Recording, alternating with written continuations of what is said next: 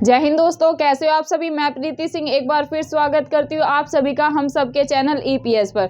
दोस्तों कंटिन्यू करते हैं इतिहास की 5th नंबर की क्लास। इससे पहले दोस्तों ऑलरेडी 4 लेक्चर कवर हो चुके हैं, जिसमें मैंने आपको भारत में यूरोपियों का आगमन, फिर उसके ऑब्जेक्टिव कराए थे जो पीवाईक्यू में पूछे गए हैं। देन दोस्तों पिछली कक्षा में मैंने आपको गवर्नर जनरल और वायसराय स्टार्ट कराया था। उनके दोस्तों 2 लेक्चर कंप्लीट हो चुके हैं, जिसमें मैंने गवर्नर को अच्छे से डिटेल में समझाया, फिर गवर्नर जनरल को समझाया।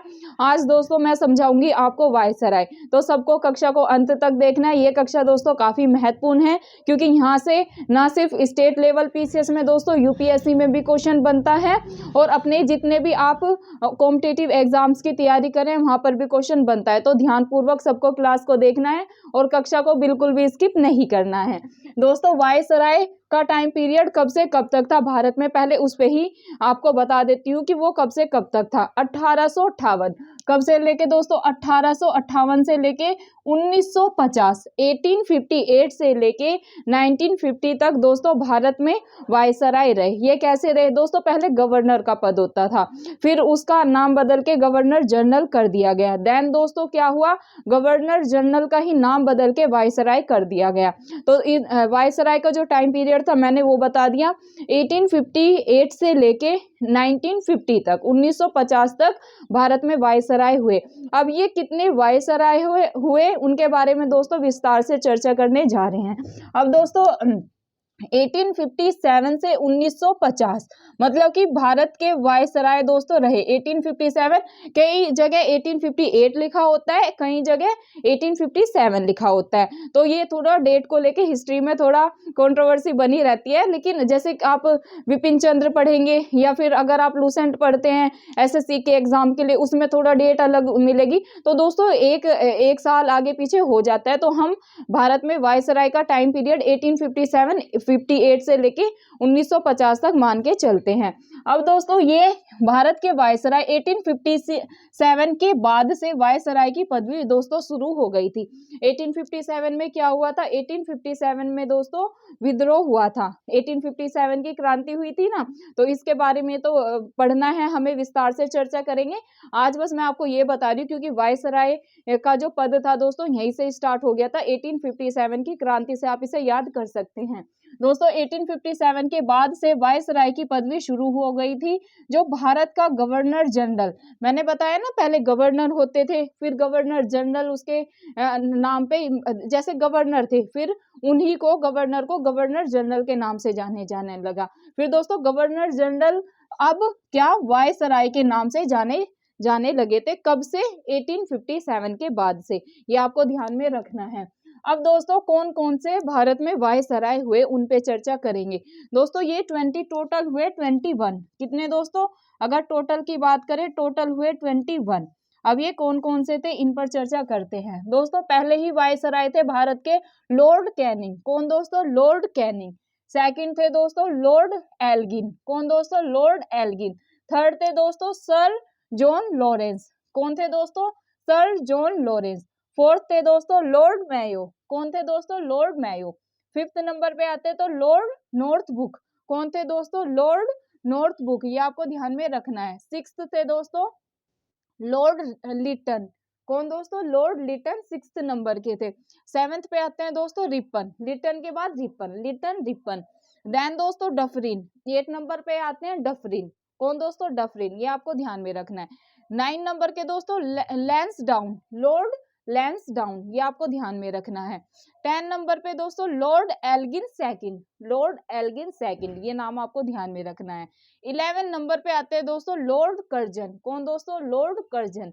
कर्जन के समय में ही क्या हुआ था दोस्तों, कर्जन के समय में ही बंगाल का विभाजन हुआ था। अभी इस पे विस्तार से चर्चा करेंगे। तो कर्जन। देन दोस्तों 12 नंबर पे आता है लॉर्ड मिंटो। कौन, लॉर्ड मिंटो। ये आपको ध्यान में रखना है। 13th नंबर पे आता है दोस्तों लॉर्ड हार्डिंग। हार्डिंग, कई जगह हार्डिंग लिखा होता है, कई जगह हार्डिंग लिखा होता है। ये आपको ध्यान में रखना है। 14th नंबर पे दोस्तों लॉर्ड चैम्प्सफोर्ड। कौन दोस्तों, लॉर्ड चैम्प्सफोर्ड। ये आपको ध्यान में रखना है। 15th नंबर पे आते हैं दोस्तों लॉर्ड रीडिंग। कौन दोस्तों, लॉर्ड रीडिंग। ये ध्यान में रखना है। 6th नंबर पे दोस्तों इरविन, लॉर्ड इरविन। ये आपको ध्यान में रखना है। 17th नंबर पे आते हैं दोस्तों लॉर्ड विलिंगटन। कौन? Lord Willingdon.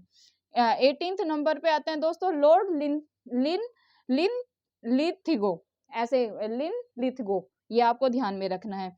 19 नंबर पे लॉर्ड वेवेल। कौन? लॉर्ड वेवेल, ये आपको ध्यान में रखना है। 20 नंबर पे आते हैं दोस्तों लॉर्ड माउंटबेटन। कौन? Lord Mountbatten. और दोस्तों लास्ट है 21 नंबर पे आते हैं चक्रवर्ती राजगोपालाचार्य, जो कि स्वतंत्र भारत के प्रथम जो कि प्रथम भारतीय वायसराय बने थे, ये ध्यान में रखना है। प्रथम ये भारतीय वायसराय बने थे, ये आपको मैं डिटेल में आगे कराऊंगी। तो दोस्तों ये हो गए 21 वायसराय भारत के, जो 1857 से लेके 1950 तक भारत के वायसराय बने, ये दोस्तों उनकी सूची है। अभी इस पे विस्तार से चर्चा करेंगे कि भाई जो लॉर्ड कैनिंग है प्रथम वायसराय हुए, इनके टाइम पीरियड में क्या क्या घटनाएं घटित हुई, इन सब के बारे में दोस्तों विस्तार से चर्चा करेंगे। आज मैं आपको 16th नंबर तक के जो वायसराय हैं उनके बारे में समझाऊंगी। दोस्तों 5 बच जाएंगे, उन पे हम अगली क्लास में चर्चा करेंगे, क्योंकि दोस्तों ये काफी महत्वपूर्ण टॉपिक है और इसके बाद यहाँ से क्वेश्चन बनते ही बनते, तो इसको हमें अच्छे से डिटेल में सारी चीजें कवर करना है। तो दोस्तों अभी बात करते हैं लॉर्ड कैनिंग की। क्या दोस्तों फर्स्ट जो वायसराय थे, पहले जो वायसराय नियुक्त हुए थे लॉर्ड कैनिंग, इनकी बात करते हैं। दोस्तों लॉर्ड कैनिंग जो थे, ये भारत के अगर आ जाए भारत का पहला वायसराय कौन नियुक्त हुआ था। और दोस्तों यहाँ से पीवाईक्यू में क्वेश्चंस बने हैं, तो आपको ये कक्षा को अगेन बोल रही हूँ, बिल्कुल भी स्किप नहीं करना है, अच्छे से सारी चीजों को समझते हुए चलना है। क्योंकि दोस्तों अगर आपका कंसंट्रेशन जो एकाग्रता होती है ना इधर से उधर हुई, तो ये सारे कॉन्सेप्ट आपके हिल जाएंगे। दोस्तों ये मैंने लिस्ट पहले इसलिए बताई है क्योंकि यहाँ से क्रम को भी लगाने को क्वेश्चन आते हैं। जैसे 4-5 वायसराय के आपको नाम दे देंगे, फिर वो बोल देंगे कि इनको कालानुक्रम में लगाए। तो अगर आपको ये लिस्ट होगी तभी आप उनको कालानुक्रम से लगा पाएंगे। क्योंकि जब आपको पता होगा भाई कैनिंग पहले आए, फिर एल्गिन आए, फिर लॉरेंस आए, फिर मैयो आए, अपने राजगोपालाचार्य लास्ट में आए। तो दोस्तों 4-5 वायसराय के आपको नाम दे देंगे और इनको बोल देंगे कि इनको क्रम से लगाए। तो या तो आपको इनका क्रम याद है या आपको इनकी साथ साथ डेट भी याद करनी है। डेट भी याद है तब भी आप लगा देंगे। तो मैं आपको साथ साथ वायसराय उनके नाम, मतलब कौन पहले था कौन बाद में था, और साथ साथ डेट भी याद कराते हुए चलूंगी। तो बिल्कुल भी दोस्तों आपको कक्षा को स्किप नहीं करना है। दोस्तों बात करते हैं लॉर्ड कैनिंग की। इनके समय में ही दोस्तों पिछली क्लास में थोड़ी मिस्टेक हो गई थी दोस्तों। क्या होता है ना, टीचर के माइंड में बहुत सारी चीजें चलती रहती है। कई बार क्या होता है माइंड में कुछ होता है और जुबान माइंड में तो वही चीज है कि यही पढ़ाना है, लेकिन कई बार जो वॉइस होती है वो स्लिप हो जाती है, वो नेचुरल है, वो कभी कभी सब टीचर के साथ हो जाती है। तो उस पर किसी के टीचिंग मेथड को जज नहीं करना चाहिए, वो आपसे भी हो जाती होगी। अगर आप किसी को समझा रहे हैं माइंड में कुछ और चल रहा है, कई बार कुछ और निकल जाता है। तो दोस्तों जैसे मैंने पिछली क्लास में आपको बता दिया था, जो 1857 का विद्रोह है, पता तो था कि भाई कैनिंग के समय में हुआ, लेकिन गलती से बेंटिक निकल गया था, तो उसे करेक्ट कर लेना।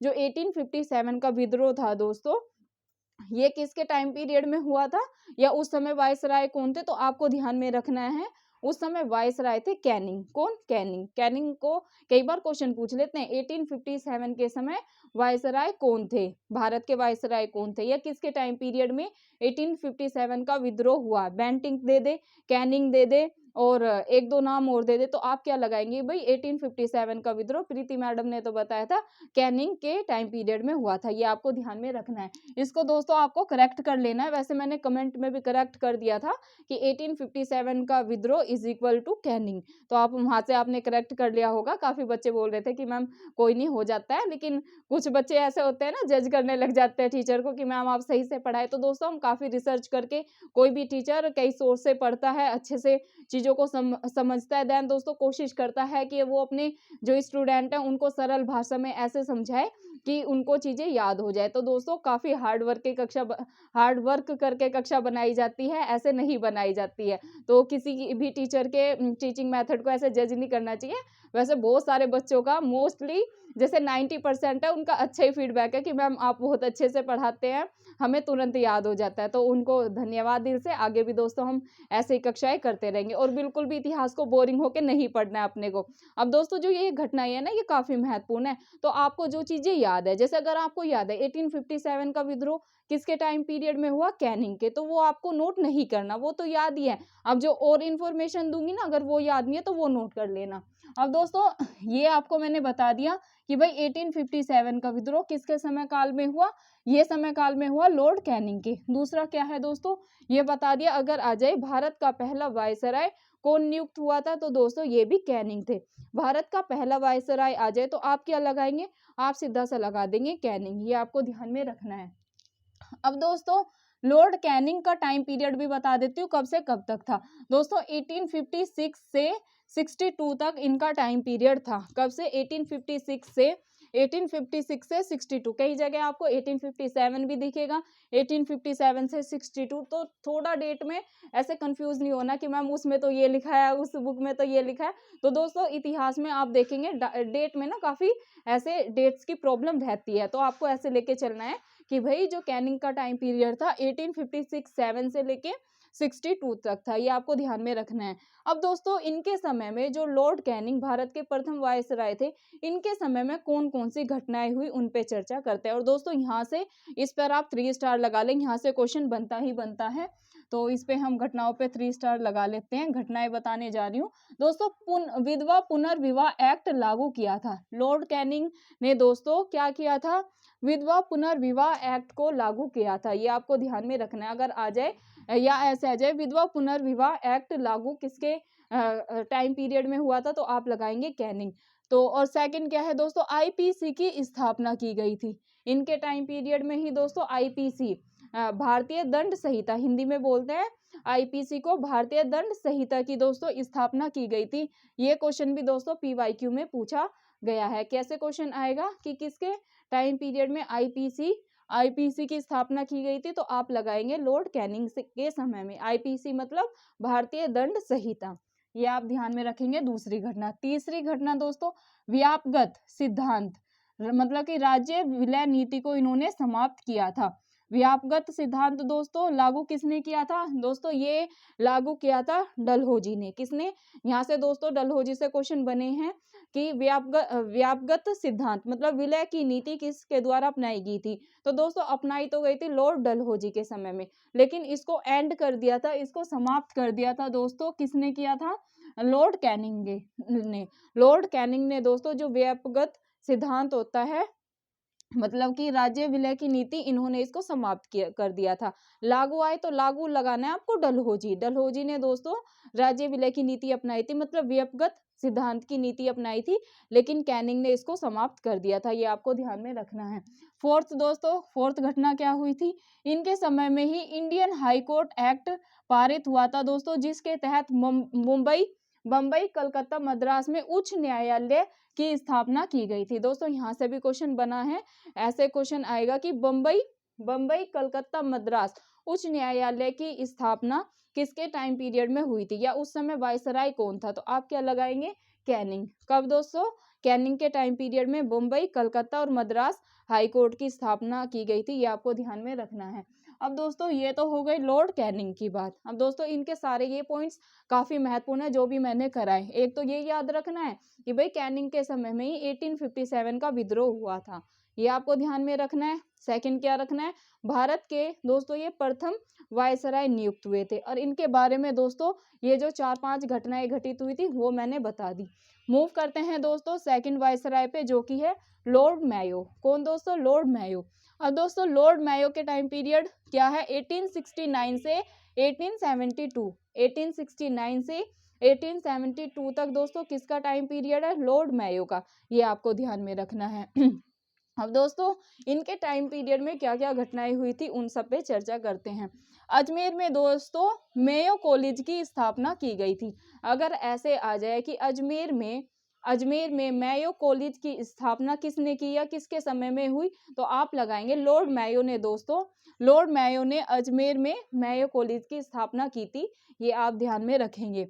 अब दोस्तों इन्हीं के समय काल में 1872 में पहली बार जनगणना हुई। दोस्तों जनगणना से एग्जाम में क्वेश्चन बने हैं स्टेट लेवल पीसीएस में भी, और चाहे आप किसी भी कॉम्पिटिटिव एग्जाम्स की तैयारी क्यों ना कर रहे हो, जनगणना दोस्तों बहुत ही वैसे भी महत्वपूर्ण टॉपिक है, और यहाँ से भी क्वेश्चन बनते हैं कि भाई पहली बार जनगणना किसके टाइम पीरियड में हुई थी, तो दोस्तों आप लगाएंगे लॉर्ड मेयो के टाइम पीरियड में। कब दोस्तों, लॉर्ड मेयो के टाइम पीरियड में दोस्तों क्या हुई थी, जनगणना हुई थी पहली बार, और अगर आ जाए पहली बार जनगणना कब हुई थी, 1872, 1873, 1874, तो आप क्या लगाएंगे कि भाई पहली बार जनगणना स्टार्ट हुई थी 1872 में। यहाँ से दो क्वेश्चन हो गए, या तो ऐसे पूछ ले कि भाई पहली बार जनगणना कब हुई थी या किस वायसराय के टाइम पीरियड में हुई थी, तो आप लगाएंगे लॉर्ड मेयो।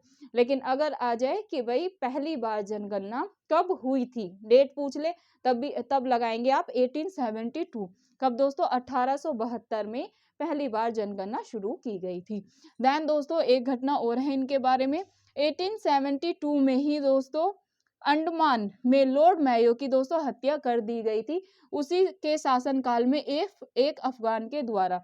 ऐसे आ जाए कि लॉर्ड मेयो की हत्या किसने की थी, तो दोस्तों एक अफगान ने उनकी हत्या कर दी थी अंडमान में। कहाँ दोस्तों, अंडमान में, उन्हीं के टाइम पीरियड में एक अफगान ने उनकी हत्या कर दी थी। कब की थी, 1872 में। ये आपको ध्यान में रखना है। अब दोस्तों ये हो गई लॉर्ड मेयो की बात, 3-4 घटनाएं थी वो मैंने बता दी, इनका टाइम पीरियड बता दिया। मूव करते हैं दोस्तों नेक्स्ट वायसराय पे, जो कि है लॉर्ड लिटन। क्या दोस्तों, लॉर्ड लिटन। इनके समय में दोस्तों वर्नाकुलर प्रेस एक्ट पारित किया गया था। ये क्वेश्चन दोस्तों पीवाईक्यू में पूछा गया है कि वर्नाकुलर प्रेस एक्ट किस वायसराय के टाइम पीरियड में पारित किया गया था, तो आप लगाएंगे लॉर्ड लिटन। अब दोस्तों इनका टाइम पीरियड 1876 से लेके 1880 तक था। 1876 से लेके 1880 तक किन वायसराय का टाइम पीरियड था, ये था दोस्तों लॉर्ड लिटन का। इनके समय में क्या हुआ था, वर्नाकुलर प्रेस एक्ट दोस्तों पारित किया गया था, ये आपको ध्यान में रखना है। 4 है दोस्तों लॉर्ड रिपन। क्या दोस्तों, लॉर्ड रिपन। ये भी दोस्तों काफी महत्वपूर्ण है। इनका टाइम पीरियड 1880 से 1884 तक था। 1884 तक, 1880 से 1884 तक लॉर्ड रिपन का दोस्तों टाइम पीरियड था। अब इनके बारे में क्या क्या घटनाएं घटित हुई थी उन सब के बारे में चर्चा करेंगे। पहले जान लेते हैं दोस्तों, इतिहास में लॉर्ड रिपन को भारत के उद्धारक की संज्ञा दी गई है। क्या दोस्तों, इतिहास में, हिस्ट्री में जो लॉर्ड रिपन है, इनको भारत के उद्धारक की, इन्होंने भारत का उद्धार किया, भारत के उद्धारक की संज्ञा दी गई। अगर ऐसे आ जाए कि इतिहास में भारत के उद्धारक की संज्ञा किस वायसराय को दी गई, लॉर्ड मेयो को, लॉर्ड कैनिंग को, लॉर्ड रिपन को, लॉर्ड मेयो को, तो आप क्या लगाएंगे कि भाई लॉर्ड रिपन को इतिहास में भारत के उद्धारक की संज्ञा दी गई। अब दोस्तों क्यों दी गई, इन सब के बारे में चर्चा करेंगे। इनकी घटनाएं आप जानेंगे ना तो समझ जाएंगे। दोस्तों इनकी प्रमुख घटनाओं की बात करते हैं। दोस्तों इन्हें, लॉर्ड रिपन को ही स्थानीय स्वशासन का जनक कहा जाता है। किसको दोस्तों, अगर आ जाए स्थानीय स्वशासन का जनक किसको कहा जाता है, तो आप क्या लगाएंगे, आप लगाएंगे दोस्तों लॉर्ड रिपन। इसके बारे में दोस्तों हम, जो मैंने जीएस सेकंड के 38 लेक्चर आपको कंप्लीट करा रखे हैं, और मैंने वहाँ पर स्थानीय स्वशासन आपको कवर कराया था, तो वहाँ पर मैंने अच्छे से समझा दिया था आपको। तो अगर डिटेल में जानना है तो आप वहाँ पर मेरी जीएस सेकंड, जो कि भारतीय राज्य व्यवस्था की क्लासेस देख सकते हैं। 38 लेक्चर दोस्तों मैंने वहाँ पर कवर करा रखे हैं, तो वहाँ से भी आपको काफ़ी मदद होगी।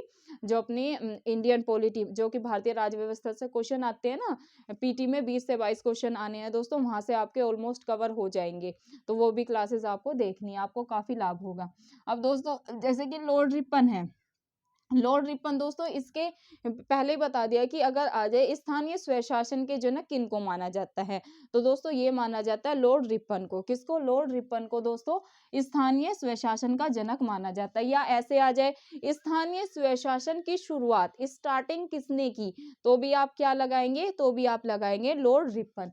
देन दोस्तों नियमित रूप से जनगणना की शुरुआत भी इन्होंने ही करवाई थी। अगर आ जाए कि पहली बार जनगणना किसने करवाई, तो दोस्तों तब तो लगाना है लॉर्ड मेयो ने 1872 में, लेकिन फोकस करना है दोस्तों इस बिंदु पे, नियमित पे। और दोस्तों पहली बार, अगर पहली बार जनगणना आए तो आपको लगाना है लॉर्ड मेयो, लेकिन अगर नियमित रूप से आ जाए तो आप लगाएंगे दोस्तों लॉर्ड रिपन। क्या दोस्तों, आप लगाएंगे लॉर्ड रिपन। यहाँ से क्वेश्चन दोस्तों बने हैं स्टेट लेवल पीसीएस में भी, और आप चाहे किसी भी एग्जाम्स की तैयारी कर रहे हैं एसएससी वगैरह में भी यहाँ से डायरेक्ट क्वेश्चन पूछे गए हैं। अब दोस्तों नियमित रूप से जनगणना की शुरुआत करवाई, तो आप लगाएंगे लॉर्ड रिपन। देन दोस्तों प्रथम कारखाना अधिनियम भी इन्होंने ही पारित किया था। अगर आ जाए प्रथम कारखाना अधिनियम किसने पारित किया, तो भी आप लगाएंगे लॉर्ड रिपन ने। ये आपको ध्यान में रखना है। इल्बर्ट बिल इन्हीं के समय में दोस्तों पारित हुआ था। अगर आ जाए इल्बर्ट बिल किस वायसराय के समय में पारित किया गया था, तो आप क्या लगाएंगे, तब भी दोस्तों आप लगाएंगे लॉर्ड रिपन। लॉर्ड रिपन के समय में दोस्तों इल्बर्ट बिल पारित किया गया था। ये आपको ध्यान में रखना है, जिसके कारण भारतीयों को भी दोस्तों यूरोपीय कोर्ट में जज बनने का अधिकार मिल गया था। क्या दोस्तों, इल्बर्ट बिल पारित हो गया था, जिसके कारण भारतीयों को भी दोस्तों यूरोपीय कोर्ट में, पहले इन्हें यूरोपीय कोर्ट में जज बनने की इजाजत नहीं थी। इल्बर्ट बिल पारित होने के बाद दोस्तों भारतीयों को भी यूरोपीय कोर्ट में जज बनने का अधिकार मिल गया था। दोस्तों लॉर्ड रिपन के बारे में ये सारी प्रमुख घटनाएं आपको अच्छे से याद कर लेनी है, यहाँ से एग्जाम में क्वेश्चन बनता ही बनता है। मूव करते हैं दोस्तों फिफ्थ वायसराय पे, जो कि है लॉर्ड डफरिन। कौन दोस्तों, लॉर्ड डफरिन। इनका टाइम पीरियड दोस्तों 1884 से 1888, 1884 से 1888 के बीच में था।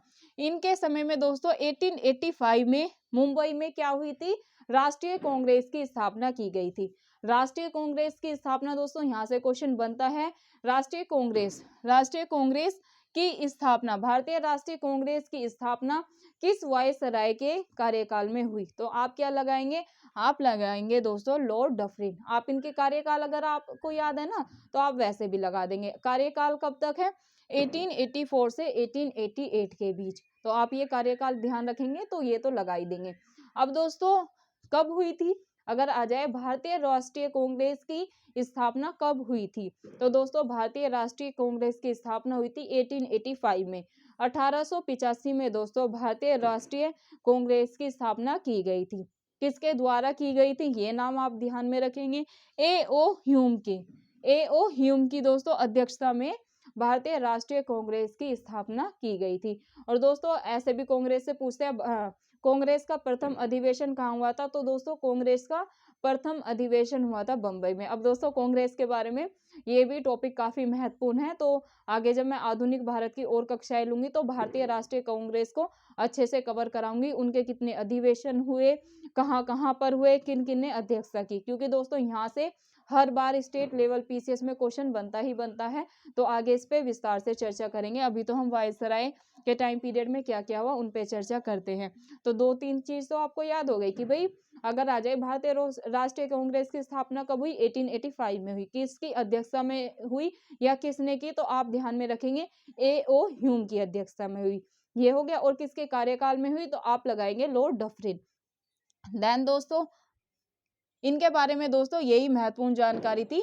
इनके बारे में बस आप डफरिन के समय में यही याद रखें कि भाई भारतीय राष्ट्रीय कांग्रेस की स्थापना हुई थी इनके टाइम पीरियड में 1885 में, अध्यक्षता की थी ए.ओ. ह्यूम ने। मूव करते हैं दोस्तों सिक्स वायसराय पे, जो कि है लॉर्ड कर्जन। दोस्तों ये काफी महत्वपूर्ण है क्योंकि यहाँ इनके टाइम पीरियड में बंगाल का विभाजन हुआ था। कर्जन से भी दोस्तों क्वेश्चन बने हैं, डायरेक्ट कैसे बने हैं वो बताऊंगी अभी। इनका टाइम पीरियड पहले आप याद कर ले, इनका टाइम पीरियड है 1899 से 1899 से 1905 तक। 1905 कई जगह 1906 भी होगा, क्योंकि दोस्तों इन्हीं के समय में ऐसे पूछते हैं बंगाल का विभाजन। पहले तो आपको यही पता होना चाहिए बंगाल का विभाजन कब हुआ, तो दोस्तों बंगाल का विभाजन हुआ था 1905। 1905-6 लगा ले आप, कई जगह 1905 लिखा होगा, कई जगह 1906 लिखा होगा। तो दोस्तों बंगाल का विभाजन कब हुआ था, 1905-6 में हुआ था। वैसे मोस्टली तो 5 में ही लिखा आता है, कई बुक में 6 भी है, तो आप कंफ्यूज नहीं होना, क्योंकि अगर देखा जाए कर्जन का टाइम पीरियड 1905 है लेकिन कहीं कहीं 6 भी होगा। तो आपको ध्यान में अगर आ जाए ना सिंपल सा, बंगाल का विभाजन 1905 याद रखना है कब हुआ या किसके उस समय वायसराय कौन थे, तो आप ध्यान में रखेंगे दोस्तों लॉर्ड कर्जन। क्या दोस्तों, लॉर्ड कर्जन के समय में बंगाल का विभाजन हुआ था, ये आप ध्यान में रखेंगे। देन दोस्तों ऐतिहासिक इमारतों की सुरक्षा मरम्मत के लिए भारतीय पुरातत्व विभाग की इन्होंने स्थापना की थी। किसकी दोस्तों?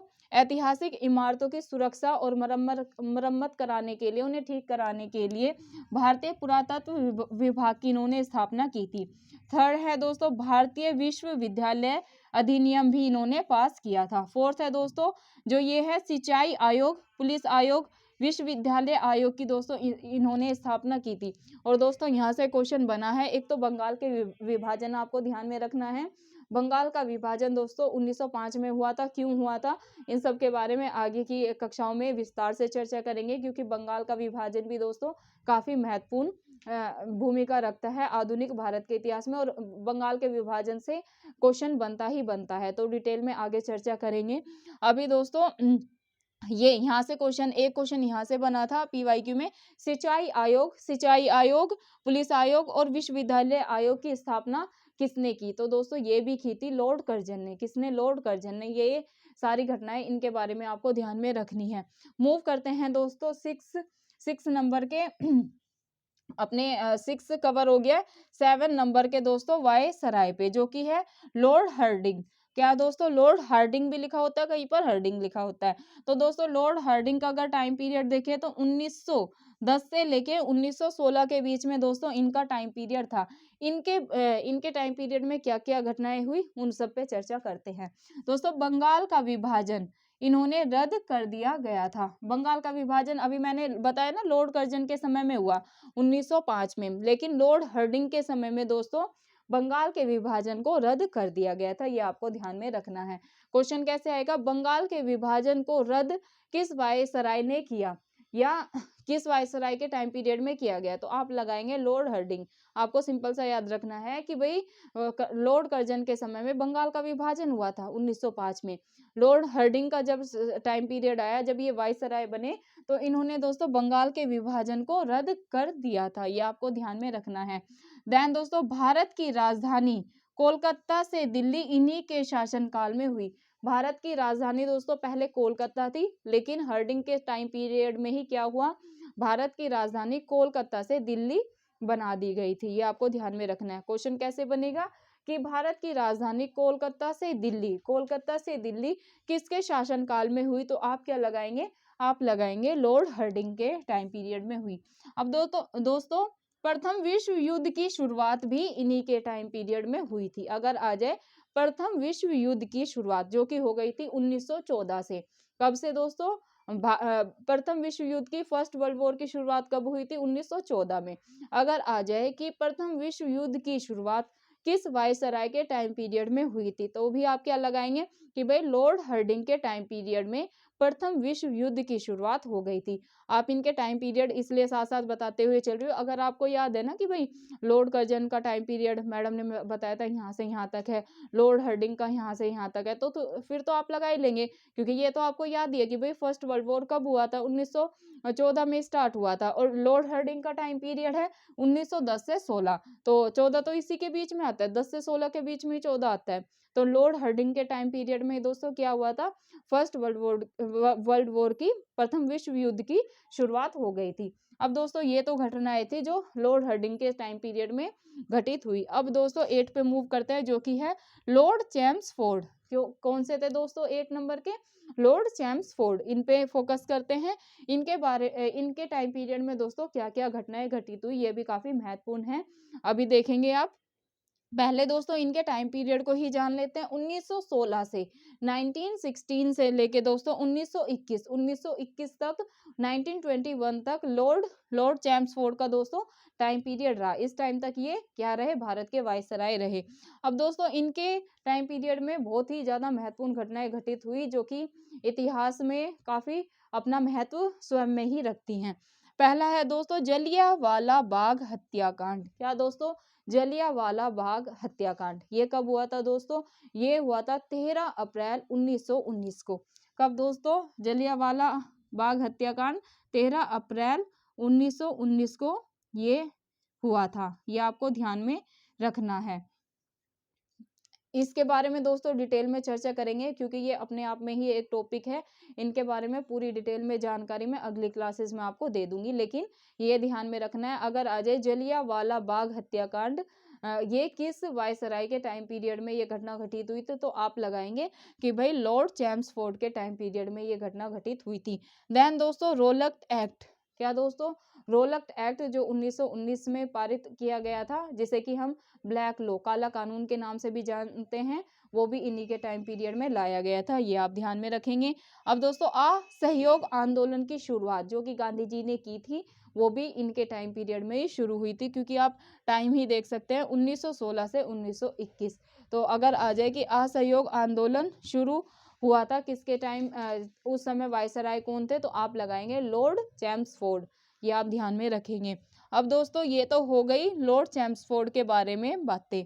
अब दोस्तों मूव करते हैं लॉर्ड रीडिंग पे। 3 महत्वपूर्ण घटनाएं आप ध्यान रखेंगे लॉर्ड चैम्सफोर्ड के टाइम पीरियड की, कौन कौन सी, जलियांवाला बाग हत्याकांड, रोलक एक्ट और असहयोग आंदोलन की शुरुआत जो कि गांधी जी ने की थी। अब दोस्तों मूव करते हैं 9 पे, जो कि है लॉर्ड रीडिंग। कौन दोस्तों, लॉर्ड रीडिंग, इनका टाइम पीरियड है 1921 से 26। कब से कब तक दोस्तों, 1921 से 1926। इनके टाइम पीरियड में दोस्तों कौन कौन सी घटनाएं घटित हुई वो बताती हूँ। इनके टाइम पीरियड में दोस्तों चोरा चोरी कांड, काकोरी रेल कांड और दोस्तों भारत में सिविल परीक्षा की शुरुआत, ये 3 चीज आप लॉर्ड रीडिंग के टाइम पीरियड की ध्यान रखेंगे कि इन्हीं का जब टाइम पीरियड था तो चोरा चोरी कांड इन्हीं के टाइम पीरियड पर हुआ था। देन दोस्तों काकोरी रेल कांड कब हुआ था, ये ध्यान रखेंगे। यहाँ से दोस्तों काकोरी रेल कांड भी काफी महत्वपूर्ण है दोस्तों। यहाँ से मैंने PYQ सोल्व कर रखे हैं, जैसे कि आप सभी को पता है यूपी PCS के, और मैंने देखा है काकोरी कांड से और चोरा चोरी से, भारत छोड़ो आंदोलन से दोस्तों यहाँ से हर बार क्वेश्चन बनता है। तो इनको मैं डिटेल में भी आगे बताऊंगी, लेकिन आपको फिलहाल ये याद रखना है कि ये घटनाएं उस समय कब घटित हुई, मतलब उस समय कौन वायसराय था, यहाँ से भी क्वेश्चन बनते हैं। तो अगर वायसराय के टाइम पीरियड का याद है ना कि भाई इस वायसराय के टाइम पीरियड में ये हुआ, तो डिटेल में तो आगे चर्चा करेंगे। तो दोस्तों चोरा चोरी कांड याद रखना है कि लॉर्ड रीडिंग के समय में चोरा चोरी कांड हुआ था। देन दोस्तों काकोरी रेल कांड जो कि हुआ था 1925 में।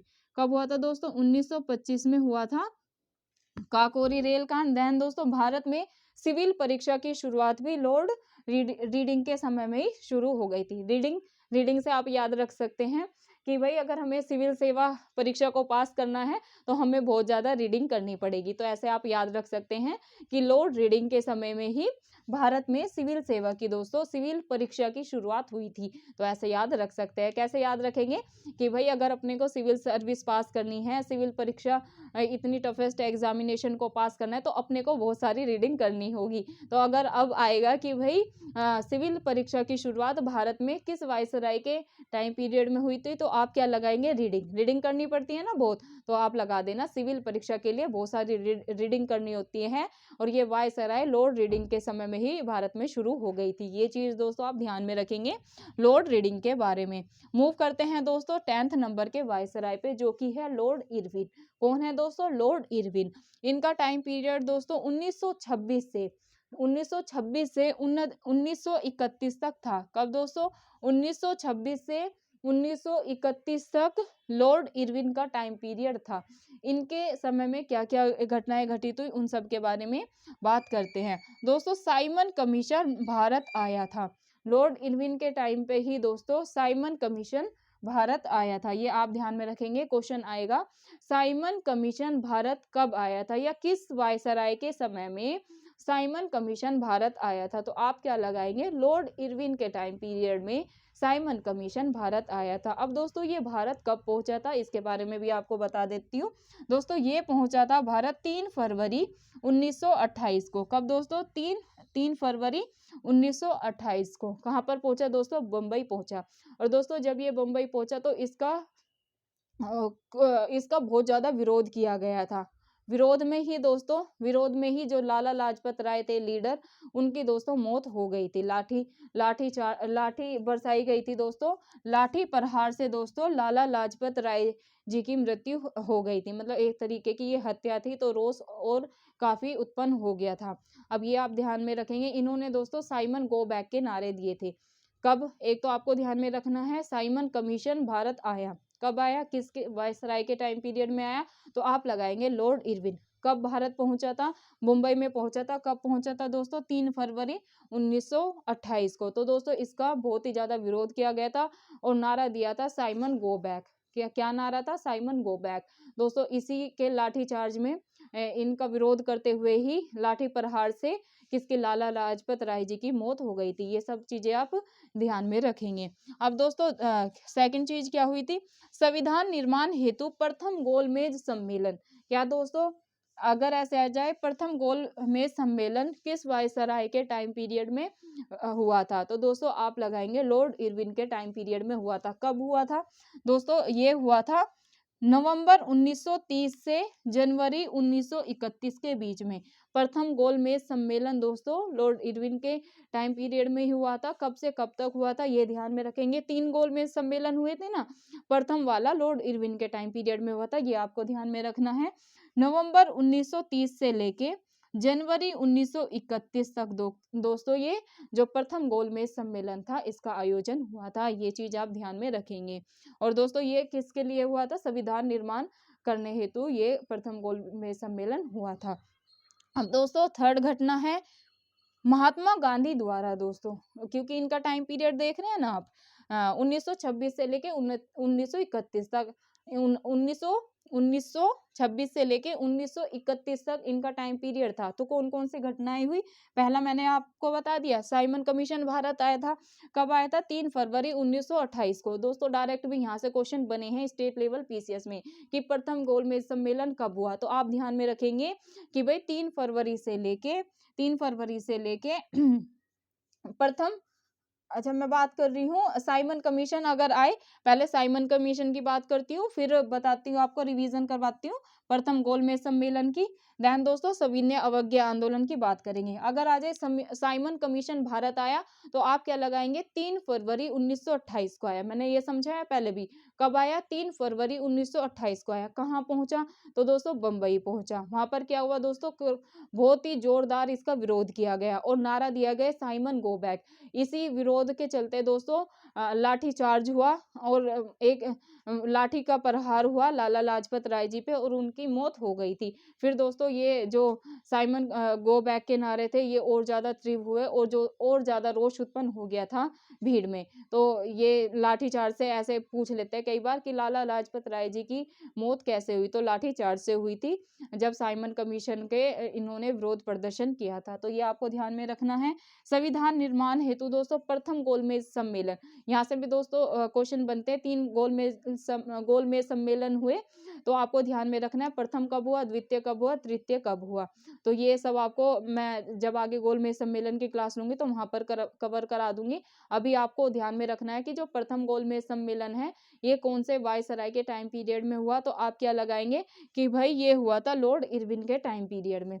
कब हुआ था दोस्तों प्रथम गोलमेज सम्मेलन, नवंबर में चला था 1930 से जनवरी 1931 समय काल में दोस्तों ये आयोजित हुआ था। ये आपको ध्यान में रखना है। किस लिए हुआ था दोस्तों, संविधान के निर्माण हेतु ये गोलमेज सम्मेलन आयोजित किया गया था।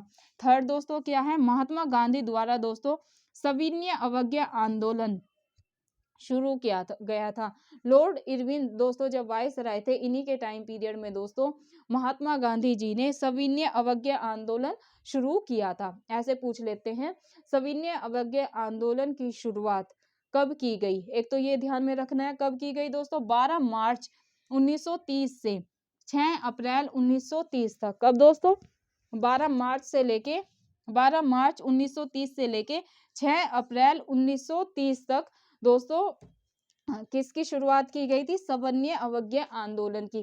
किसने शुरुआत की थी, ये तो आप सभी को पता है, असहयोग आंदोलन हो या सविनय अवज्ञा आंदोलन हो, इनकी शुरुआत किसने की थी, महात्मा गांधी जी ने की थी। सविनय अवज्ञा आंदोलन की शुरुआत किस वायसराय के टाइम पीरियड में हुई, तो आप क्या लगाएंगे, लॉर्ड इरविन लगाएंगे। कब हुई सविनय अवज्ञा आंदोलन की शुरुआत कब हुई, तो आप लगाएंगे 12 मार्च 1930 से लेके 6 अप्रैल 1930 तक। तो दोस्तों ये मैंने 10 वायसराय आज आपको कवर करा दिए लॉर्ड इरविन तक। कहाँ तक दोस्तों, लॉर्ड इरविन तक वायसराय कवर करा चुकी हूँ आज की क्लास में। देन दोस्तों अभी बचे हैं 5, Lord Willingdon, Lord Lithgow, Lord Wavell, Lord Mountbatten और चक्रवर्ती राजगोपालाचार्य। दोस्तों ये जो 5 बचे हैं ये करेंगे हम नेक्स्ट क्लास में। इसमें दोस्तों ये सारी जो मैंने वायसराय कराए हैं 10, ये आपको अच्छे से याद कर लेने हैं। कब से, मतलब पहले वायसराय कौन थे, इनका टाइम पीरियड कब से कब तक था, इनके समय में कौन-कौन सी घटनाएँ घटित हुई। दोस्तों एक भी पॉइंट को आपको मिस नहीं करना है। दोस्तों ये जो क्लास है आपकी पीटी में तो आपको पूरी-पूरी मदद करेगी, क्योंकि यहाँ से इससे बाहर फैक्ट नहीं जाएँगे आपके। अगर आप ये मेरे तीनों 4 क्लास हुई है, इवन मैं आपको बता दूँ गवर्नर की ली थी पहले, पहले पूरा समझाया था आपको गवर्नर, गवर्नर जनरल और वायसराय के बारे में। देन दोस्तों सेकंड क्लास में मैंने गवर्नर सारे जितने थे अच्छे से डिटेल में कराए थे, फिर मैंने गवर्नर जनरल कराए थे। आज की क्लास में दोस्तों मैंने वायसराय आपको कराने का प्रयास किया, अच्छे से सरल भाषा में समझाने का प्रयास किया। जोन से वायसराय के समय में जो भी घटनाएँ घटी थी वो सब बता दिया। इनसे बाहर दोस्तों फैक्ट में आपका पीटी में बाहर नहीं जाएगा। ये क्लास आपको अच्छे से देखनी है। जो चीज़ें दोस्तों आपको याद हैं, वो तो याद है ही, वो तो माइंड में स्टेबल है, लेकिन फिर भी उसका रिवीजन कर लेना है। जो चीज़ दोस्तों याद नहीं है उनको लिख लेना है और बार-बार उनको रिवाइज़ करना है। दोस्तों इस टॉपिक को मैं हमेशा बोलती हूँ XYZ में नहीं लेना है। मैंने अगेन दोस्तों कल मैं क्लास इसलिए नहीं ले पाई थी क्योंकि मैंने फिर से देखा कि यहाँ से क्वेश्चन कैसे-कैसे बने हैं। तो दोस्तों कल परसों मैं काफ़ी लेट तक जगी थी, तो अगले दिन मतलब वैसे मेरी आइज़ में प्रॉब्लम हो रखी है, लेकिन कल मेरी आँख ये बिल्कुल सूजी हुई थी, मतलब खुल ही नहीं रही थी, तो मैं क्लास नहीं ले पाई पूरी। ये वाली तो थोड़ी कम थी, ये खुल ही नहीं रही, तो मैंने की क्लास कैसे लूँ? अब देखना क्या बोर्ड पे लाइट भी पड़ती है दोस्तों, और फिर लिख तो दिया था, लेकिन मैंने ये सोचा कि मैं कैसे बोलूँगी और कैसे देखूँगी यहाँ पर, तो बहुत ज़्यादा सूज रखी थी, इसमें बहुत ज़्यादा पेन था। तो दोस्तों इसी वजह से मैं कल कक्षा नहीं करा पाई थी, आज थोड़ा इसमें आराम है, तो मैंने सोचा कि आज बच्चों को अच्छे से लिख के समझा दूँ। तो दोस्तों मैंने पूरा प्रयास किया है वायसराय को आपको अच्छे से समझाने का, 1 क्लास इसमें और लगेगी, फिर ये वायसराय का टॉपिक खत्म हो जाएगा।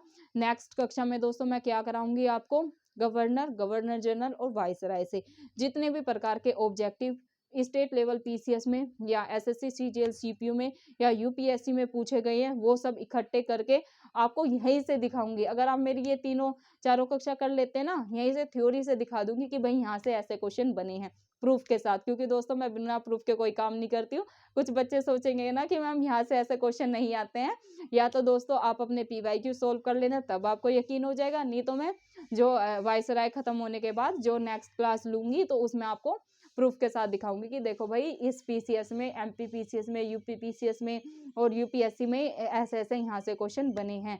तो दोस्तों फिर आपको यकीन हो जाएगा। और दोस्तों लास्ट में यही रिक्वेस्ट करूँगी, अगर वीडियो अच्छी लगे तो वीडियो को लाइक कर देना, और अगर आपने चैनल को सब्सक्राइब नहीं कर रखा है तो प्लीज़ चैनल को सब्सक्राइब कर लें। अपने फ़ोन के जो ऑल बेल आइकन होते हैं ना उसको दबा लें। उससे क्या होगा, जब भी मैं अपनी कक्षा अपना शूट करके डालूँगी तो आपके फ़ोन की घंटी बज जाएगी और आप आराम से बैठना, घर का शांत कोना पकड़ना, या लाइब्रेरी में या आप जहाँ पर भी कोचिंग में या जैसे भी जहाँ पर भी अच्छे से पढ़ाई आपकी हो जाए वहाँ पर बैठना है आपको, और अपना दोस्तों चीज़ों को नोट करते हुए चलना है, क्योंकि अभी अपने पास दोस्तों 3 से 4 महीने बचे हैं।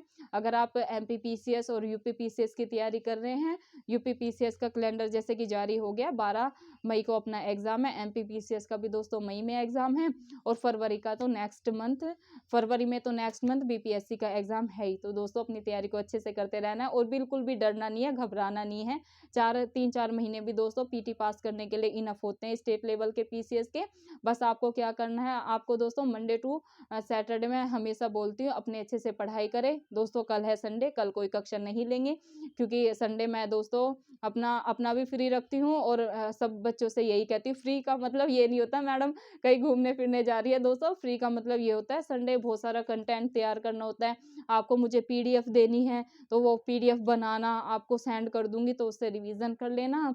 और दोस्तों संडे पूरे जो हफ्ते की क्लासेस होती है उसको देखना कि कैसे मुझे करना है, क्या-क्या मुझे बच्चों को पढ़ाना है, पहले कौन से टॉपिक करा दूँ जहाँ से क्वेश्चन बने हैं। तो दोस्तों संडे को मेरा पूरा दिन ऐसे ही जाता है, और जो भी मैं मंडे टू सैटरडे पढ़ती हूँ या मुझे पढ़ाना होता है उस सब का मैं अपना एक रूटीन तैयार करती हूँ संडे को। और दोस्तों यही होना चाहिए, आप मंडे टू सैटरडे अच्छे से पढ़ाई करें, दिन रात पढ़ाई करें और संडे को दोस्तों आपको रिवीजन करना है, क्योंकि प्रीति मैम क्या बोलती है दोस्तों, प्रीति मैम बस यही चीज बोलती है दोस्तों, सक्सेस की एक ही की होती है, रिवीजन रिवीजन रिवीजन रिवीजन। आपको क्या करना है, आपको दोस्तों ज्यादा से ज्यादा चीजों को रिवाइज करना है, रिवाइज रिवाइज रिवाइज। अगर दोस्तों आप चीजों को रिवाइज नहीं करेंगे तो माइंड से चीजें स्किप होना शुरू हो जाएंगे और एग्जाम में आप अच्छा प्रदर्शन नहीं कर पाएंगे। तो दोस्तों अंत में यही रिक्वेस्ट करूंगी, प्लीज आप मेरी वीडियो को जो एजुकेशन की वीडियो इसको ज्यादा से ज्यादा शेयर करें और सपोर्ट करें चैनल को। आप सभी दोस्तों सपोर्ट तो कर रहे हैं और आपको मेरा टीचिंग मेथड बहुत अच्छा लग रहा है, उसके लिए मैं आप लोगों का दिल से शुक्रिया अदा करती हूँ और ऐसे ही मैं आगे आप लोगों के लिए कक्षा लेती आऊंगी। और दोस्तों अभी जैसे इतिहास चल रहा है ना, तो मैं जल्द से जल्द कोशिश कर रही हूँ ज्योग्राफी भी शुरू करा दूँ, करंट अफेयर अपना चल ही रहा है, तो अच्छे से तैयारी करते रहे। जय हिंद, जय भारत, मिलते हैं आपको मंडे को।